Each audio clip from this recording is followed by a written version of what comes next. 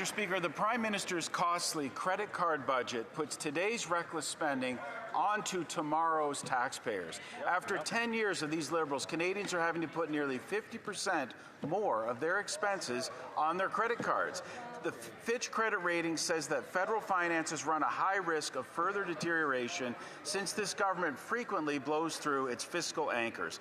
How many more fiscal watchdog reports is it going to take for this Prime Minister to rein in his costly credit card spending? Good question. The Honourable Secretary of State for Financial Institutions.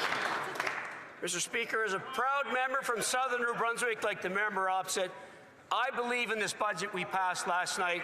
That budget has transformational, generational investments in defence, in infrastructure. There is a $5 billion trade corridor fund that will be an amazing amount of dollars for Port St. John and Port Beldoon. Mr. Speaker, on this side of the House, we listen to Canadians. We believe in our budget. We know our budget will transform Canada. It's too bad the members opposite didn't support us last night. I know Canadians stand with us. We will. The Honourable Member for Fundy Royal. Mr. Speaker, this member knows that his constituents and mine are struggling to make ends meet, and it's this government's reckless spending that's making matters worse. Not only is Fitch Credit Ratings warning that Canada's economic position is at risk of getting worse, thanks to the Liberals' disregard for sticking to their own fiscal anchors, the Parliamentary Budget Officer is also warning that this deterioration is already taking place, and Canadians are the ones paying the price. It's no wonder that this Prime Minister wants to fire the Parliamentary Budget Officer, because he's actually telling Canadians the truth. And the truth, Mr. Speaker, hurts. So I'll ask again, how many more fiscal watchdog... The Honourable Government House Leader. Mr. Speaker, that member is an experienced member, so experienced, in fact, he was here for that 10-year river of Harper red ink, the biggest budget deficits on record in the history of the country. And it's funny, he wasn't talking about that then. And what he's done now is he's voting against a budget that creates opportunity right throughout Atlantic Canada, right throughout the province of New Brunswick, that creates opportunity for young people in New Brunswick in energy, in infrastructure. We're going to keep building this country despite that member, his history of red ink, and his negativism. The Honourable Member for Côte-du-Sud, Rivière-du-Loup, Katiskomik-Témiscouata. Mr. Speaker, the Prime Minister's deficitary budget passes the buck to tomorrow's taxpayers. At the same time, Canadians are stuck with nearly 50% more spending on their credit cards. Fitch, the credit rating agency, has warned that there's a high risk that federal finances will deteriorate further. The PBO adds that borrowing costs will rise. Mr. Speaker, how many more reports from the fiscal watchdog will it take before this Prime Minister stops his irresponsible spending? The Honourable Secretary of State. Thank you, Mr. Speaker. On this side of the House, we're investing to build families and strong communities. Our investment in this budget will create jobs and quality careers for young people. It'll protect the supports that help families advance.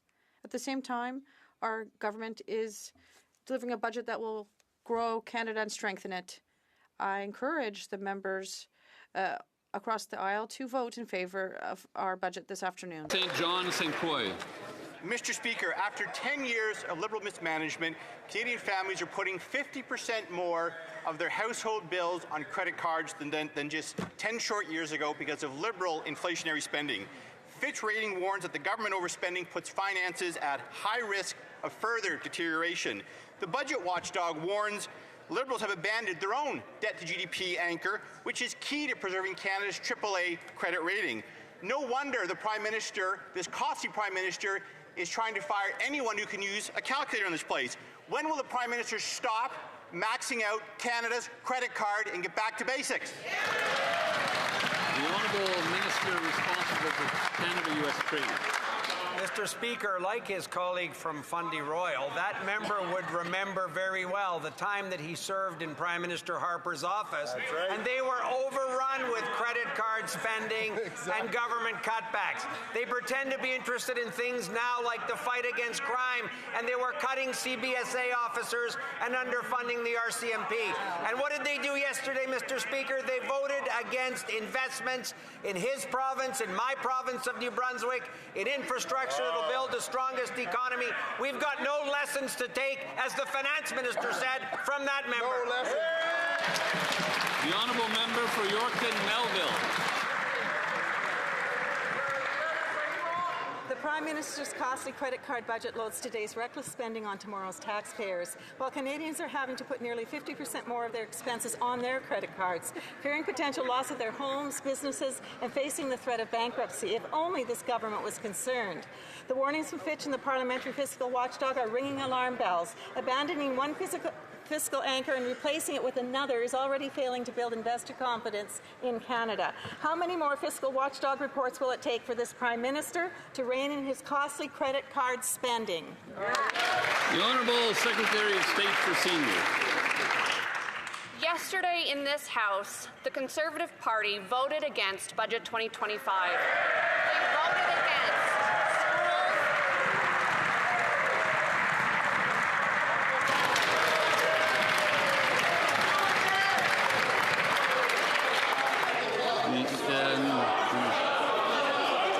Not from the top, but the member can continue.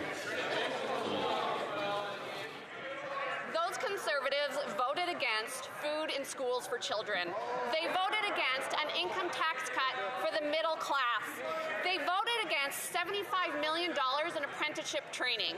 They voted against a refundable credit for personal support workers. They voted against $45 million to address violence against women, and they voted against crucial support for seniors like the old age security. Mr. Speaker, Canadians want to know who